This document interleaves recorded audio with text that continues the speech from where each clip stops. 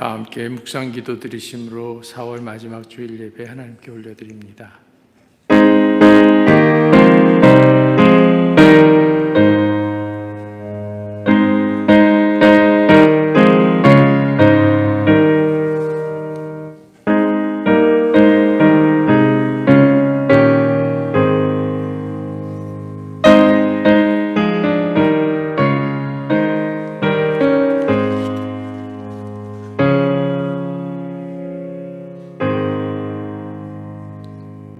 우리 삶의 주인 되셔서 옅은 신음소리에도 응답해 주시는 자비의 하나님을 찬양합니다. 비록 매일의 삶이 실패 연속이지만 그 가운데에서 하나님의 우리를 향하신 뜻을 발견할 수 있음에 감사를 배웁니다. 어제는 주어진 상황을 놓고 불평했지만 오늘은 어제보다 훨씬 향상된 현재를 걸어가고 있음에 하나님의 우리를 향하신 뜻을 발견합니다. 소망의 끈을 놓치지 않는 것도 물론 꼭 필요한 일이지만 겸손히 주님의 하라 명하신 일에 순종하는 성실함에 초점을 맞춘 삶을 사는 자세를 구하오니 주님의 도우심을 허락하여 주옵소서. 10여 년 전에 이 땅에 세우신 러빙힐 교회를 기억해 주시기를 기도합니다. 다시 일어날 수 있는 능력을 교회에 허락하셔서 서로를 위해 기도하며 격려하게 하시고 서로의 삶을 축복함으로 하나님의 사랑을 굳건히 세워나갈 수 있도록 이끌어 주시기를 간구합니다. 영적으로 매일매일 성장하게 하셔서 말씀이 주도하는 삶을 살게 하시고 사슴이 시냇물을 찾아 갈증을 해소하듯이 주님을 찾는 일에 시간과 정성을 들이는 갈망의 자세로 주님을 만나게 하여 주옵소서. 이 땅에 창궐하고 있는 코로나19 사태가 속히 물러나게 하시고 전쟁의 공포도 떠나가게 하시며 주님의 평화와 다스리심이 임하는 은혜를 우리에게 내려주시기를 간절히 기도합니다. 말씀에 갈급한 심령들이 머리 숙여 예배드리는 이곳에 임재하셔서 예배드리는 정성과 마음을 주님 홀로 받아주시고 성령으로 채워주셔서 여호와의 영광만이 이곳을 다스려 주시기를 간절히 바라올 때 예수님의 권능 많으신 이름으로 감사하며 기도드립니다. 아멘. 찬양 드리겠습니다.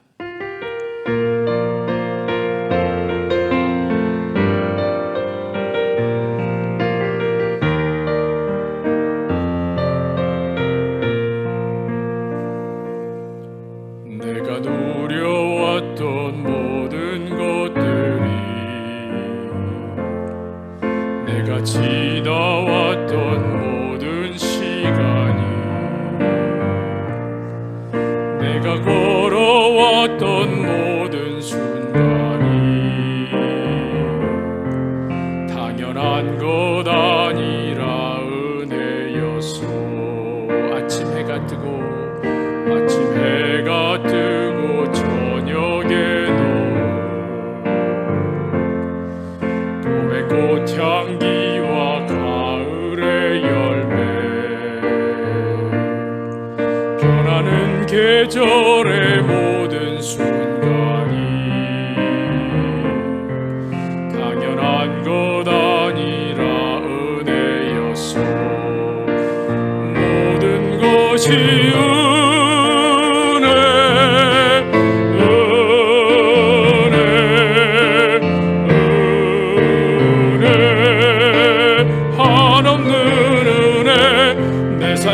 당연한 것 하나도 없었던 것을 모든 것이 은혜였소. 내가 누려왔던 모든 것들이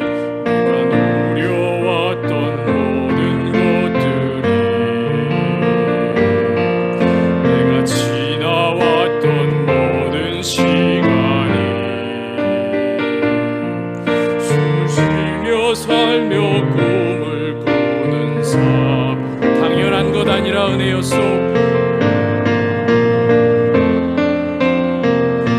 내가 하나님의 자녀로 살며 내가 하나님의 자녀로 살며 오늘 찬양하고 예배하는 삶 복음을 전할 수 있는 축복이 당연한 것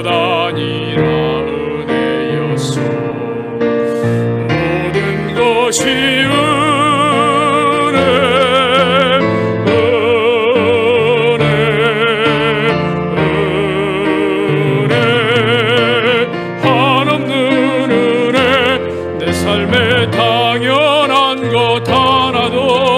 없었던 것을 모든 것이 은혜였어. 모든 것이 은혜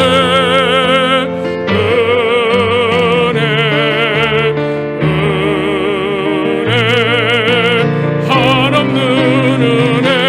내 삶에 당연한 것 하나도 없었던 것을 모든 것이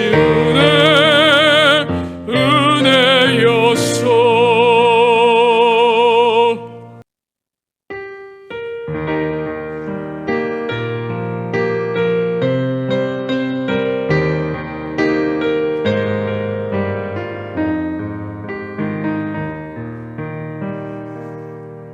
나의 피난처 예수 의지해요. 나의 피난처 예수 의지해요. 나의 가는 길에 거센 바람 몰아쳐와도 나의 피난처 예수 의지해요. 나는 영원히 주님 사랑해요. 나는 영원히 주님 사랑해요. 나는 영원히 주님 사랑해요. 세상 어떤 것도 나의 사랑 끊을 수 없네. 나는 영원히 주님 사랑해요. 아바 아버지, 나를 사랑하시니 나의 모든 것 주께 드려요. 아버지, 내가 여기 있으니 주님 영광 위하여 써주세요. 나의 피난처 예수, 나의 피난처 예수 의지해요. 나의 피난처 예수 의지해요. 나의 가는 길에 거센 바람 몰아쳐와도 나의 피난처 예수 의지해요. 나는 영원히 주님 사랑해요. 나는 영원히 주님 사랑해요. 나는 영원히 주님 사랑해요. 세상 어느 것도 나의 사랑 끊을 수 없네.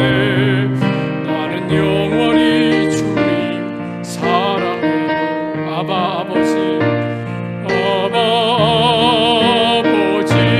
나를 사랑하시니 나의 모든 것 주께 드려요. 아버지, 내가 여기 있으니 주님 영광 위하여 써주세요. 아버지, 나를 사랑하시니 아버지,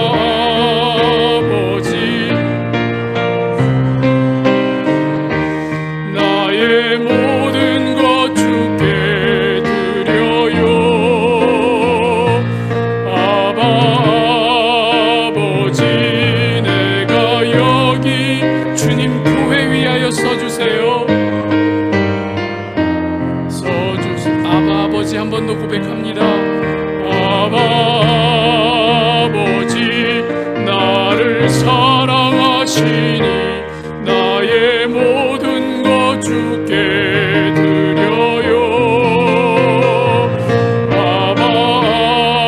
아버지, 내가 여기 있음 주님 나라 위하여 써주세요. 교동문 낭독하기 하시겠습니다. 교동문은 135번 성령 강림 첫째 주일 말씀입니다. 135번 성령 강림 주일 첫 번째 말씀입니다. 그의 위에 여호와의 영 곧 지혜와 총명의 영이요 모략과 재능의 영이요 지식과 여호와를 경외하는 영이 강림하시리니 오직 하나님이 성령으로 이것을 우리에게 보이셨으니 성령은 모든 것 곧 하나님의 깊은 것까지도 통달하시느니라. 내가 아버지께 구하겠으니 그가 또 다른 보혜사를 너희에게 주사 영원토록 너희와 함께 있게 하리라. 그는 진리의 영이라. 보혜사 곧 아버지께서 내 이름으로 보내실 성령 그가 너희에게 모든 것을 가르치고 내가 너희에게 말한 모든 것을 생각나게 하시리라.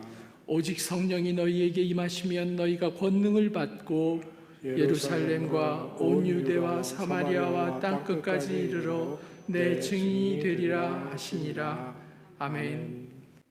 교회 예배 참석하신 여러분들 모두를 주님의 사랑으로 환영합니다. 5월 1일 주일은 성찬식이 있습니다. 기도로 준비하시기 바랍니다. 교회 안에서 마스크 쓰는 일은 개인의 선택 사항으로 변경되었습니다. 주일 예배 실황과 주님을 향한 마음 소선지서 성경 공부 영상은 유튜브 사이트에서 보실 수 있습니다. 전도하시면서 교회를 소개하는 데 사용하시기 바랍니다. 오늘 예배에 우리 오랜만에 왕선 교사님과 사모님 참석하셨는데 우리 잠깐 일어나시면 박수로 환영하겠습니다.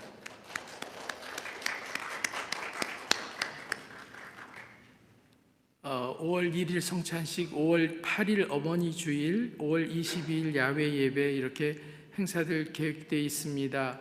기도로 함께 협력해 주시면 감사하겠습니다. 예물 드리겠습니다.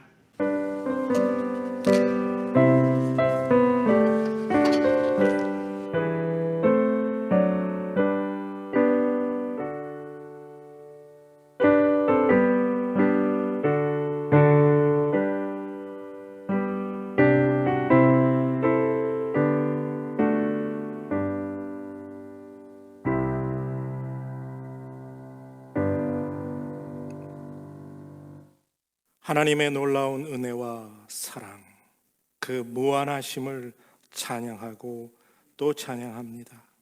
아름다운 날 주님의 전에 주의 존귀한 핏값으로 사신 하나님의 백성들이 나와 하나님께 예배하며 빈손으로 나오지 않게 하시고 정성껏 예물 드리게 하시니 주여 감사와 찬양과 영광을 돌립니다. 이 귀한 예물 하나님 홀로 흠양하시고 기뻐 받으시며 하나님의 나라와 그리스도의 복음이 땅끝까지 전파되는 곳에 귀히 쓰임 있게 하시고 부족함도 모자람도 없도록 풍성히 넉넉히 채워 주시옵소서. 드린 사랑하는 성도들의 손길 위에 하나님 놀라운 것으로 채워 주시되 30배, 60배, 100배의 풍성함으로 채워 주실 줄로 믿습니다. 하나님 성도들의 눈물을 흘리는 기도 주님 지금 이 순간에도 듣고 계신 줄로 믿습니다. 주여 그들의 간절한 간구의 기도 듣고 응답하시며 하나님의 때에 하나님의 아름답고 선한 방법으로 이루어 주심으로 우리에게는 더욱 큰 믿음과 확신을 날마다 더하는 아름다운 성도들 될 수 있게 하여 주시고 주의 말씀대로 살아가고 말씀대로 행함으로 그 귀한 말씀의 열매를 거두는 풍성한 성도들의 삶이 되게 하여 주시옵소서. 성도들의 가정에 하나님께서 건강함 채워주시고 필요한 것들로 하나님께서 풍성함을 더해 주시옵소서. 참 어렵고 힘든 시간을 온 세계의 모든 사람들이 동일하게 통과하고 있는데 하나님이 이 가운데서 하나님의 선하심을, 하나님의 보호하심과 하나님의 인도하심을 체험하게 하시고 이 상황들이 오히려 하나님의 복음이 전파되는 아름다운 기회로 사용되게 하여 주시고 러빙힐 교회가 그 일에 앞장설 수 있도록 교회를 세우시고 하나님이 기뻐하시는 교회로 온전히 쓰임받게 하여 주시옵소서. 우리를 더욱 하나로 묶어주시기를 기도하옵고 감사드리며 예수님의 이름으로 기도드립니다. 아멘. 오늘의 말씀은 디모데후서 1장 12절 말씀입니다. 이로 말미암아 내가 또 이 고난을 받되 부끄러워하지 아니함은 내가 믿는 자를 내가 알고 또한 내가 위탁한 것을 그날까지 그가 능히 지키실 줄을 확신함이라.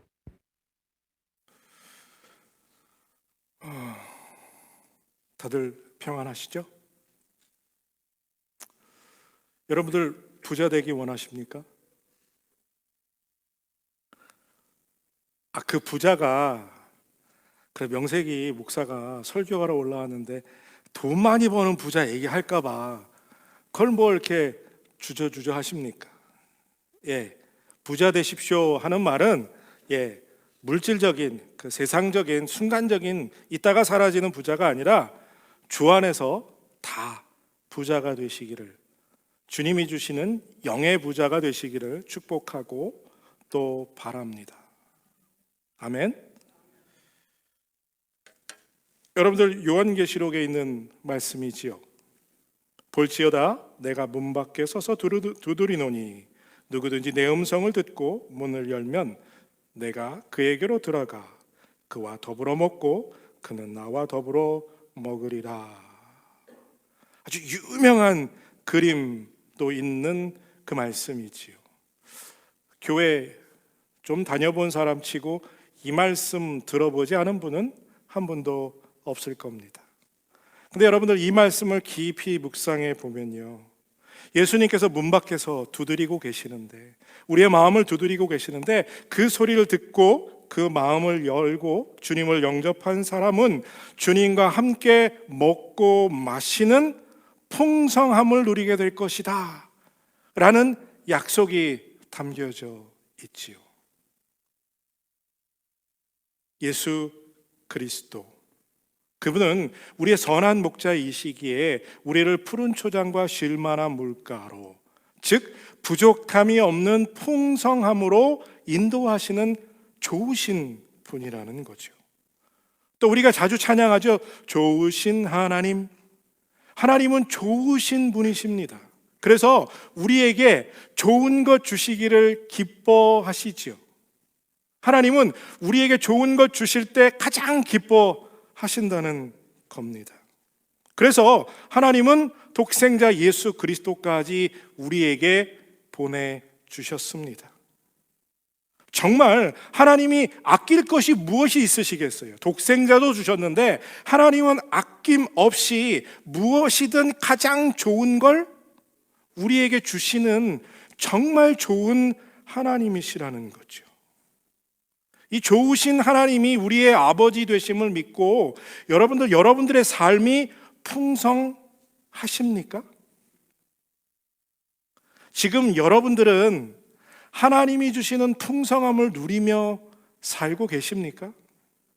어쩐지 오늘 은혜 그 찬양을 부르면서 내 삶의 한순간 한순간 당연한 것 없고 다 하나님의 은혜였습니다 라고 고백할 때 사실 오늘 설교 안 해도 되겠다 싶었어요. 왜? 그 고백 속에 우리의 풍요함과 우리의 풍성함이 이미 고백되어져 있기 때문입니다. 하지만 또 이 시간을 우리가 함께 보내야 하기에 준비한 말씀을 같이 나누죠. 오늘은 풍성한 삶이라는 제목으로 말씀을 나누게 될 때 지금보다 더 풍성한 하나님의 은혜 안에 거하는 삶을 사는 우리들이 되기를 바라고 또 축복합니다. 우리 그리스도인들이 신앙생활하면서 하나님 믿고 신앙생활하면 할수록 오해 같은 것이 생기는 부분들이 몇 가지 있는데 그 중에 한 가지가 뭐냐 하면 우리의 신앙, 우리의 믿음, 이것은 우리의 삶, 우리의 생활과는 이게 하나가 아니라 어떤 분리되었다, 이분화되었다라는 오해들을 한다는 겁니다. 믿음 생활과 그리고 일상 생활이, 즉 월요일서부터 토요일과 주일의 삶이 분리되어 있다라는 느낌을 성도들이 갖는다는 겁니다. 왜냐하면 믿음은 교회 안에 있는 거고 요즘 세상 사는 방법은 세상 사는 방법은 또 다르다라는 거예요. 그렇게 말하는 사람들이 뭐라고 말하냐면요, 아니 생각해 보세요. 믿음 보입니까? 믿음이 어디 있습니까? 이 보이지 않는 것, 이것은 애매모호한 그러한 것으로 실제적이지 않고 비실제적인 어떤 영적인 것 아닙니까? 라고 우리에게 말한다는 거죠. 그러니까 이런 얘기죠. 하나님 믿고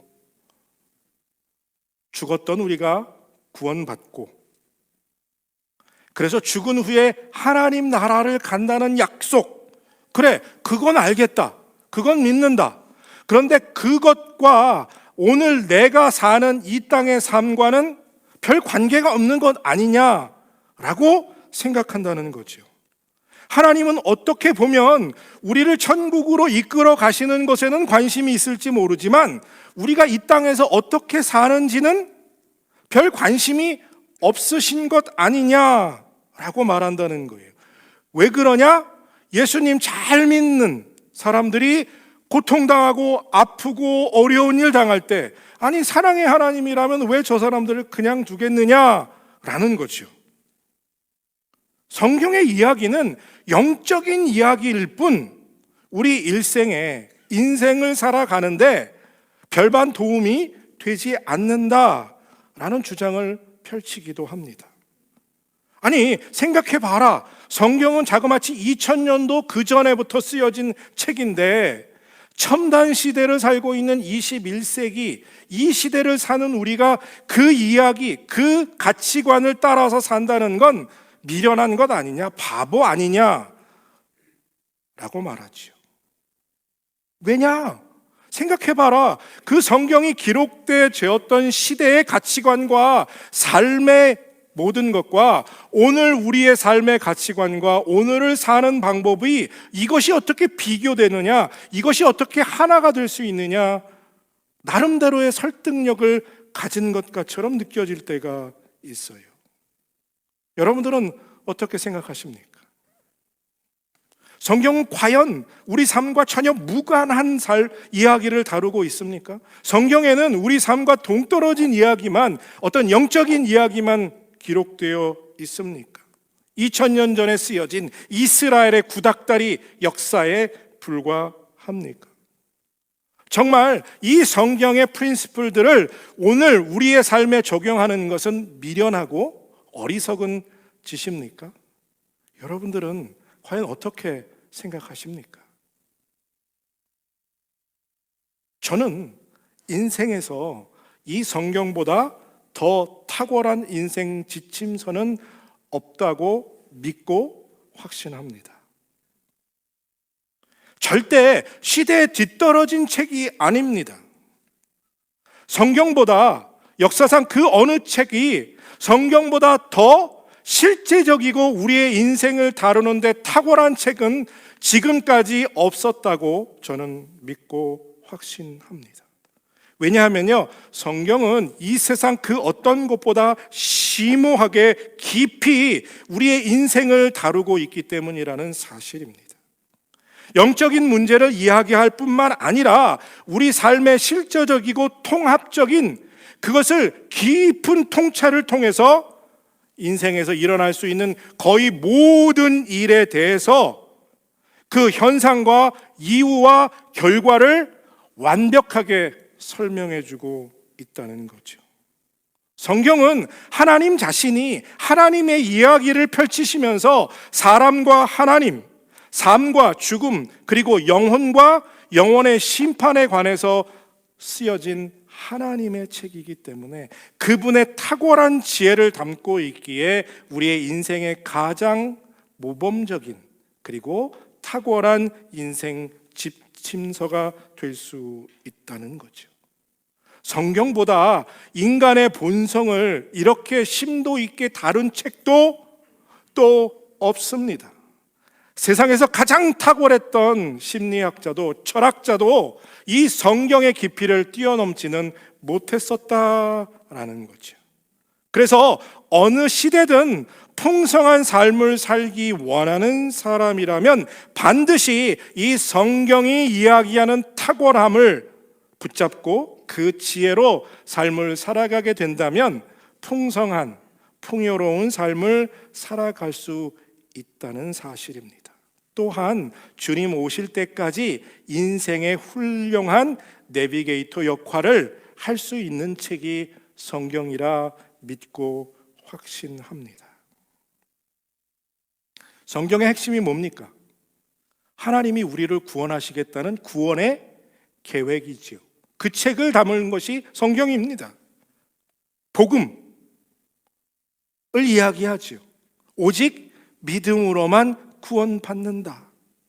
사람이 구원받을 수 있는 것은 행위가 아닌 하나님의 사랑, 그리고 그분의 긍휼하심, 은혜, 이것으로 인해 독생자 예수 그리스도를 이 땅에 보내시고 십자가에 못 박혀 죽게 하심으로 그것을 믿는 모든 자에게 구원을 베푸시는 이야기를 담고 있지요. 예수 그리스도가 메시아임을 믿는 모든 사람은 그가 누구든지 어떤 죄를 지었던 어떤 삶을 살았던 그것과 상관없이 멸망치 않고 영생하는 약속이 담겨진 책. 예수 그리스도께서 십자가에 못 박혀 죽으심으로 우리의 죄값을 지불하셔서 우리의 죄사함을 약속하신 책. 이것은 기독교, 우리가 믿는 성경의 기본이며 핵심입니다. 창세기서부터 요한계시록까지 기록된 이야기를 정리하면 지금 제가 말씀드린 내용이에요. 다른 이야기와 다른 스토리들이 전개되어 있지만 말입니다. 그런데요, 복음은 여기서 멈추지 않아요. 우리의 죄 사함에서 멈추지 않고요, 이 부분에서 한 발짝 더 나아가게 됩니다. 하나님의 구원의 계획은 우리의 삶 속에서 죄 사함으로 천국에 가는 것, 거기서 멈추지 않고 한 걸음 더 나아간다는 이야기예요. 오늘날 교회의 많은 성도들이 풍요로운 삶을 살지 못하는 그 핵심적인 이유가 여기에 있습니다. 그래, 예수 그리스도 믿고 죄사함을 얻어서 우리가 죽으면 천국에 들어갈 거야. 그런데 그 약속이, 그 일은 감사하고 기쁜 일이지만 오늘 내가 당하고 있는 이 고통은 어떻게 할 거야? 내가 만난 이 아픔들은 그것으로 해결되어지지 않잖아. 그것으로 위로되어지지 않잖아 라는 것에 있어요. 지금 내 인생에 별반 도움이 안 된다는 거죠. 언제 죽을지도 모르는데 죽어서 갈지 안 갈지도 확실하지 않은, 한 번도 본 적 없는 천국, 그것만 붙잡고 살기에는 인생이 너무 고단하다는 거죠. 그렇지 않습니까? 과연 그럴까요? 여러분들 어떻게 생각하십니까? 솔직히 여러분들 그렇기 때문에 오늘 고단한 삶을 살고 있다고 여러분들 스스로가 느끼지 않으세요? 그런데 오늘 본문에 사도 바울이 이야기하는 건 뭘까요? 오늘 본문 12절을 다시 한번 보겠습니다. 이로 말미암아 내가 또 이 고난을 받되 부끄러워하지 아니함은 내가 믿는 자를 내가 알고 또한 내가 의탁한 것을 그날까지 그가 능히 지키실 줄 확신함이라. 그러니까 사도 바울이요, 지금 우리가 당하는 고통보다 엄청난 고난을 당한 상황입니다. 그런데 그 고난을 당한 것이 자기는 부끄럽지 않다고 말해요. 부끄럽지 않은 이유가 무엇이냐? 어쩌면 부족함이 없다는 뜻이고요. 이 부족함이 없다는 뜻은 무엇입니까? 사도 바울은 지금 풍성하다, 풍요로운 삶을 살고 있다라는 뉘앙스가 이 말씀에 담겨져 있다는 거죠. 왜냐? 그 이유가 뭐냐? 사도 바울이 믿는 자, 누굽니까? 예수 그리스도. 그분을 자기가 알고 그 다음에 그분께 맡긴 게 뭡니까? 자기의 영혼이에요. 자기의 삶이에요. 자기의 인생 모두를 주님께 맡겼어요. 그것을 주님께서 끝까지 온전히 지켜주실 것을 나는 확신하고 있다. 그러니 지금 내 상황과 환경이 어떨지라도 나는 이 고난을 부끄러워하지 않는다. 이 현실의 상황에서 나는 흔들리지 않는다라는 고백을 하고 있는 거예요. 비록 나는 지금 엄청난 고통을 받는 감옥에 갇혀 있을지라도, 그래서 너희들이 나를 불쌍해 볼지 몰라도 이 고단한 삶이 오히려 이 현실에 나는 매여 있지 않다, 낙심하고 있지 않다라는 주장입니다. 더 놀라운 것은요, 오히려 사도 바울은 이 상황 가운데서 자기의 영혼의 풍성함으로 살고 있기에 자기의 영적인 아들 디모데에게 편지 쓰고 있는 거예요. 디모데 후서가 말입니다. 그러니까 자기의 풍요를 디모데도 누리기를 원하면서 이 편지를 썼다는 거죠. 그리고 디모데 후서 1장 8절에 그가 이런 고백을 합니다. 디모데에게 말하는 거죠. 그러므로 너는 내가 우리 주를 증언함과 또 주를 위하여 갇힌 자 된 나를 부끄러워하지 말고 오직 하나님의 능력을 따라 복음과 함께 고난을 받으라. 여러분, 이 말씀을 한번 깊이 묵상해 보면요, 이 사도 바울의 당당함이 느껴져요. 나 이렇게 고통받고 있어도 난 당당해. 너 날 부끄러워하지 말고 너도 나같이 이 복음을 위해서 고난받아라. 이 고난 속에서 하나님이 주시는 풍성함이 놀랍다. 지금 내 영혼에는 하나님의 영광과 함께 말할 수 없는, 설명할 수 없는 놀라운 것이 내 안에 가득 차 있다. 현실에 만난 고난이 아무 의미가 없다. 여러분들, 정말 사도 바울이 이 놀라운 고백을 할 수 있었던 건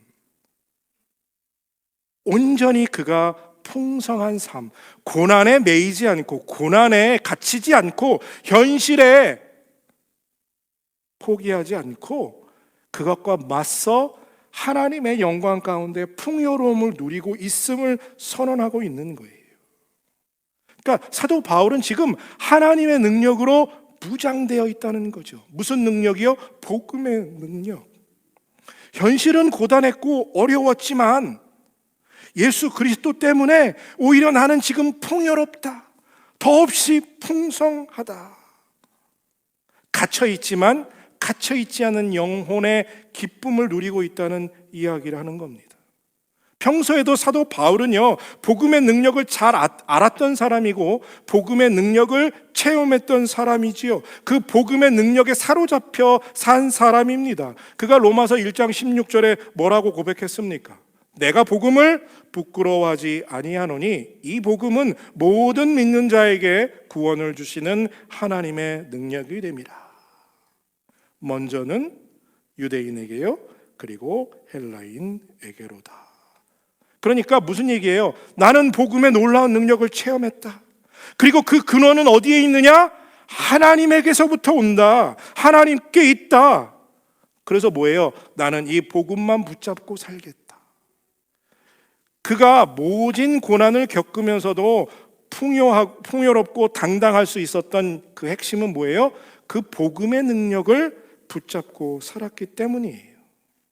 여러분들, 간곡히 말씀드리는 것, 그것은 무엇이냐? 여러분들이 사도 바울처럼 어떤 상황과 어떤 환경을 만났을지라도 풍요로운 삶을 살기 원하십니까? 그렇다면 그 비결은 오늘 사도 바울이 우리에게 주는 것이에요. 바로 복음을 붙잡는 삶. 복음의 능력을 붙잡고 그 복음의 능력에 사로잡히면 삶과 환경과 상관없이 우리는 풍요로움을, 그 능력을 체험하며 살아갈 수 있게 된다는 거예요. 그 복음의 능력이 무엇입니까? 우리에게 죄사함을 주는 것과 거기에서 멈추지 않고요, 우리에게 새 생명을 주는 것에 있어요. 여기에 핵심입니다. 새 생명. 그러니까 오늘 사도 바울에겐 있고 우리에게 없는 것은 무엇입니까? 새 생명이에요. 새 생명. 사도 바울은 새 생명을 가졌고 그 생명을 가진 것을 항상 기억했고 그 생명을 가진 사람답게 합당한 삶을 살았다는 거예요. 그런데 우리는 새 생명은 가졌어요. 예수님이 주셨으니까, 예수님이 우리 안에 있으니까. 그런데 그 가진 걸 자꾸 잊어버리는 거예요. 그것을 망각해요. 그리고는 예전에 이 새 생명이 없었던 삶의 모습으로 계속 살아요. 그 방법대로. 그래서 새 생명이 있음에도 불구하고 늘 가난한 거예요. 여러분들, 이 작은 차이가 풍요로운 삶을 사느냐 아니면 늘 곤고하고 고난의 삶을 사느냐는 거예요. 현실의 상황과 환경과 여건과 관계없이 말입니다. 우리가 풍요로운 삶을 살지 못하는 건요, 우리의 삶의 여건과 환경이 풍요롭지 못해서가 아닙니다.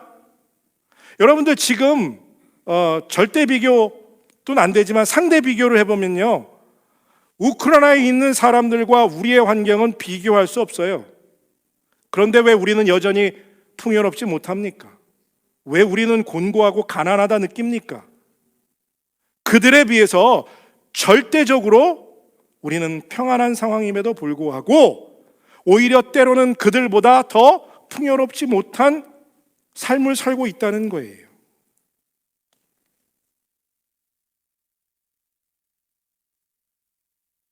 우리가 왜 새 생명을 가진 사람이면서도 새 생명을 받은 사람답게 풍요로움을 누리지 못하고 있느냐, 그 이유를 아십니까?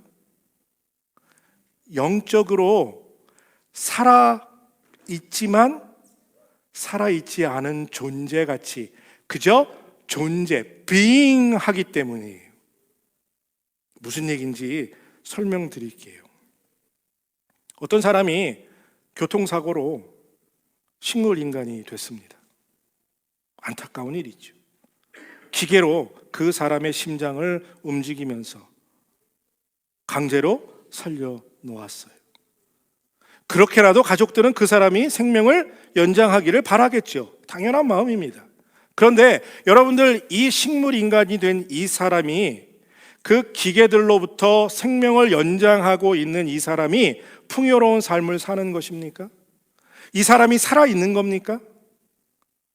기계가 심장을 움직여서 살아있은 존재이긴 합니다. 아직 죽은 사람은 아니에요. 살아있어요. 살아있는 존재입니다. 그런데 이 사람이 살아있는 사람으로서 삶을 무언가 살아가고 있습니까? 아니지요. 아무것도 하지 못하고 있지요. 영적으로 우리가 지금 이와 같다는 얘기예요. 예수님이 우리에게 죄사함을 주셔서 새 생명은 얻었지만 마치 인공호흡기에 숨을 간신히 쉬고 있는 것처럼 아무것도 하지 않고 아무것도 하지 못하고 그냥 있는 존재라는 겁니다.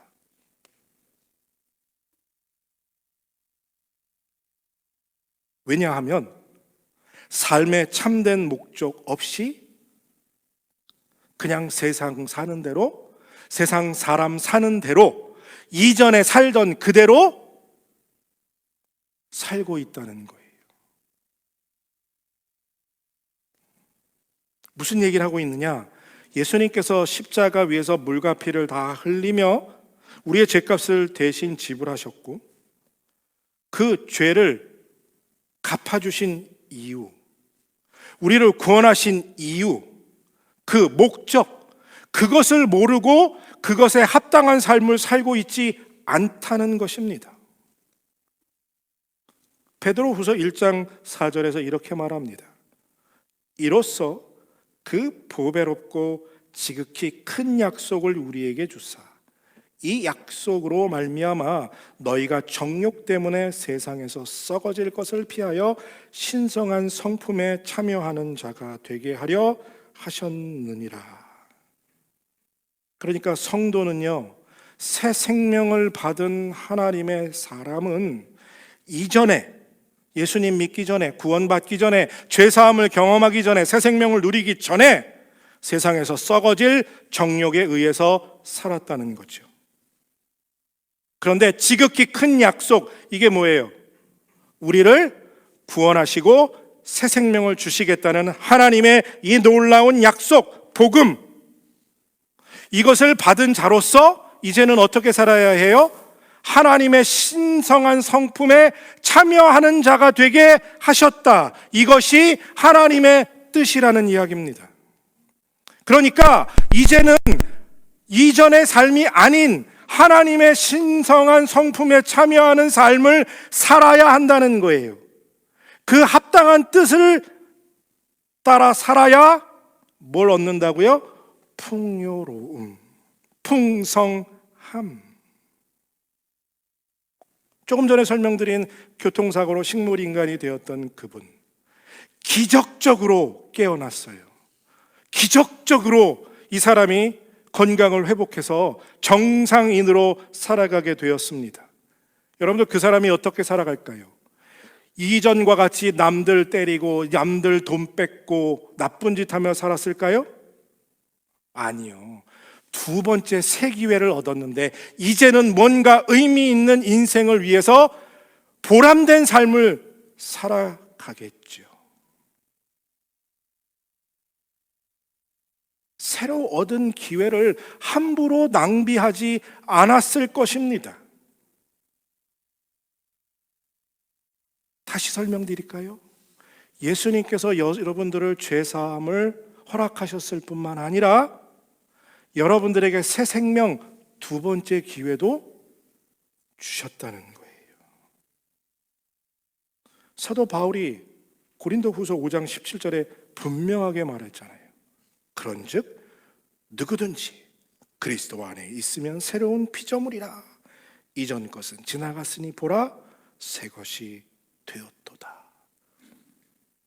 죄 사함은요, 죄 사함으로 끝나지 않고 새롭게 됨을 시작하기 위해서 죄 사함이 있는 거예요. 그러니까 여러분들과 저는 새 생명을 얻은 사람입니다. 그러니 새 생명을 주신 이유는 뭐예요? 이전과 똑같이 살지 말고 이전과 다른 새 출발하라는 이야기죠. 근데 새 출발하지 않고 예전과 그대로 살고 있으니까 식물인간처럼 가만히 있는 것이라고 말하는 겁니다. 새 생명을 받았으니 새 생명을 주신 그분의 뜻을 위해서 살아야 하는 게 당연하지 않느냐라는 거죠. 그래서 사도 바울은 그가 새 삶을 살았죠. 다메섹에 가는 길에서 예수를 만나고 예수를 핍박하던 삶에서 새로운 삶, 예수 위에 죽는 삶을 그가 살았습니다. 진리를 깨닫고 그는 더 이상 예전의 삶이 아닌 그 생명을 주신 분의 뜻을 위해서 그의 삶을 살았다는 거예요. 그런데 우리는 이 새 생명 가진 걸 자꾸 잊어버리고 이전과 똑같이 살고 있으니까 세계 어디에서도 비교해도 넉넉한 환경에 살고 있음에도 불구하고 나는 곤고하다, 나는 고통받고 있다, 나는 가난하다는 가난의 마음에 쩌들어 살아가고 있는 것 아니냐 하는 것입니다. 새 생명 받은 사람은 새 생명 받은 사람답게 살아야 풍성함을 누립니다. 왜요? 그 새 생명을 주신 하나님의 뜻이 결국 우리를 어떻게 하는 거예요? 푸른 초장과 쉴 만한 물가로 인도하시기 때문이다라는 거죠. 여러분들 정말 그리스도 안에서, 예수 안에서 풍성한 삶 살기 원하십니까? 그러면 오늘 사도 바울처럼 복음의 능력을 붙잡으시길 바랍니다. 하나님께서 여러분들에게 새 생명 주셨습니다. 그 새 생명 주신 그분의 뜻을 따라 살기로 이 시간 결단하시기를 축복합니다. 예수님께서 요한복음 10장 10절에 이렇게 말씀하셨어요. 앞부분은 저기 하고요. 내가 온 것은 양으로 생명을 얻게 하고 더 풍성히 얻게 하려는 것이라. 예수님께서 뭐라고요? 예수님께서 오심은 새 생명을 주고 더 풍성하게. 그러니까 지금 있는 풍성함으로 만족하지 말고요. 더 풍성함을 누리는 여러분들 되시기를 축복합니다. 모든 능력의 근원이 되신 하나님, 그분께서 우리를 새롭게 하실 줄로 믿습니다. 아멘. 우리가 잊지 않고 마음에 새겨놓아야 할 것, 삶이 어떤 환경과 어떤 고난으로 나를 이끌지라도 우리가 기억해야 할 가지가 뭡니까? 나는 하나님으로부터 새 생명을 받은 새로운 피조물이다 라는 사실이에요. 그래서 나는 그 뜻대로 새 생명 닮은 사람 뜻대로 살아가야 한다 라는 사실입니다. 그러면 그것을 잊지 않고 마음에 새기고 그렇게 살기 위해 힘쓰면 하나님께서 그 일을 이루실 줄로 믿습니다. 복음의 능력을 붙잡고 새 생명을 가진 사람답게 여러분들 이제 새로운 한 주간을 시작하시기를 바라고 또 축복합니다. 한 대학 교수가요, 학생들을 푸른 잔디밭으로 이끌고 가서 수업을 진행하고 있었습니다. 근데 멀리서 볼 땐 푸른 잔디밭인 줄 알았는데 들어가 보니까 맨 잡초 덩어리죠. 예. 그래서 교수가 거기서 즉석에서 이렇게 말합니다. 이 넓은 밭에 잔디밭에 잡초가 많은데 이 잡초를 어떻게 하면 제거할 수 있을까? 저야 뭐 이러면서 잡초를 다 뽑아야 됩니다. 제초제를 뿌리면 됩니다. 뭐 별 얘기를 다 했다는 거예요. 그러면 이걸 리포트로 어떻게 하면 이 잔디밭에 잔디가 가득 차게 하고 잡초를 다 없앨 수 있는지 리포트를 써와라. 만약 완전히 잡초를 제거하지 못한다면 1년 후에 우리가 여기 다시 모일 거다라는 과제물과 함께 헤어졌다고 해요. 1년 후에 그 학생들이 그 잔디밭에 다시 모였을까요? 안 모였을까요? 다 모였습니다. 왜요? 한 사람도 성공하지 못했기 때문이에요. 그런데 그 학생들이 그 잔디밭에 들어와서 깜짝 놀랐던 거죠. 1년 전에 잔디밭은 잡초가 더 많았는데 지금은 거의 잡초가 없이 완전히 잔디밭으로 바뀌어져 있던 걸 보게 된 거예요. 교수가 와서 어떻게 이런 일이 일어났을까? 교수님이 맨날 잡초 뽑았습니다. 뭐 제초제를 맨날 뿌렸습니다.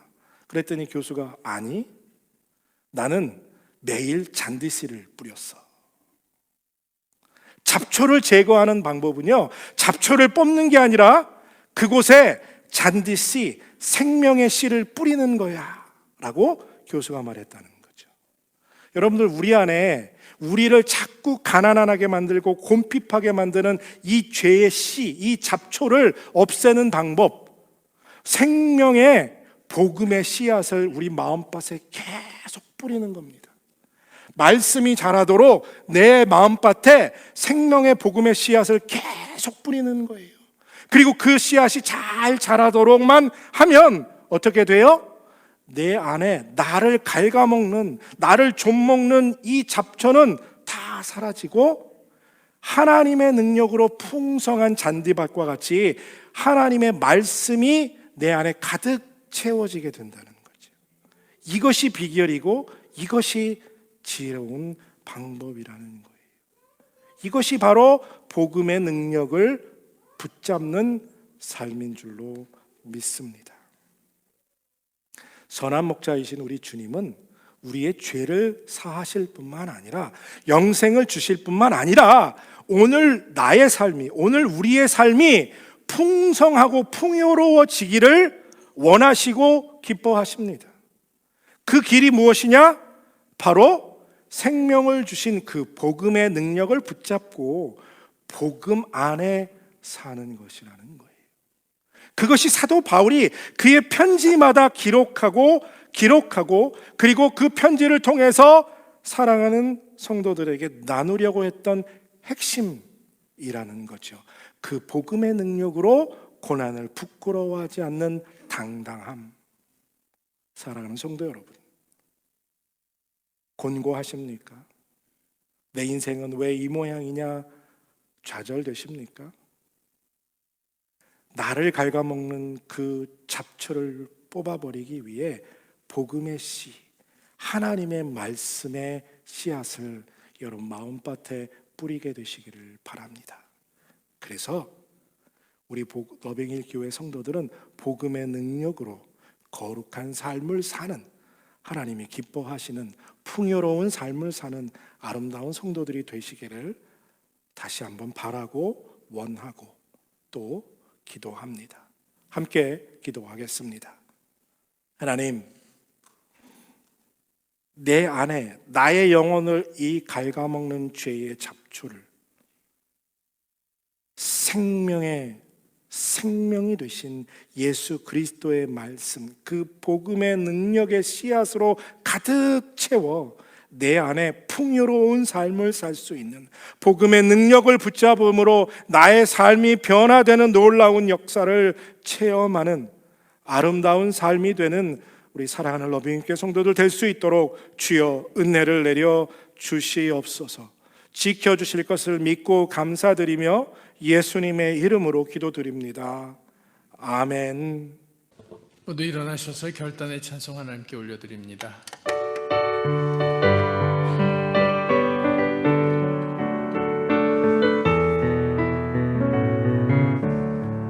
그 크신 하나님의 사랑 말로다 형용 못하네.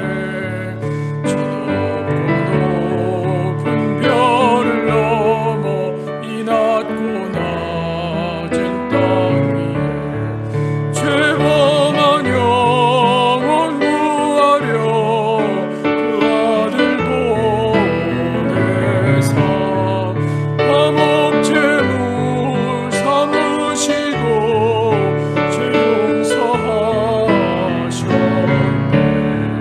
하나님 크신 사랑을 증명다 못하며 영원히 변치 않는 사랑 성도여 찬양하세. 괴로운 시절 지나가고 땅 위에 영화 쇠할 때 주 믿지 않던 영혼들 큰 소리 외쳐 울어도 주 믿는 성도들에게 큰 사랑 베푸사 우리의 죄 사했으니 그 은혜 잊을까. 하나님 크신 사랑을 증명다 못하네. 영원히 변치 않는 사랑 성도여 찬양하세.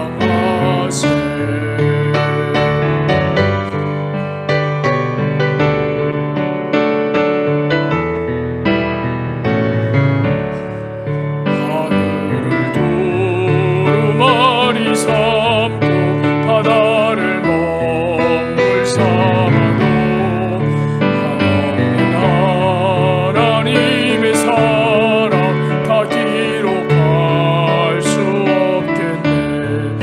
하나님의 크신 사랑 그 어찌 닿았을까.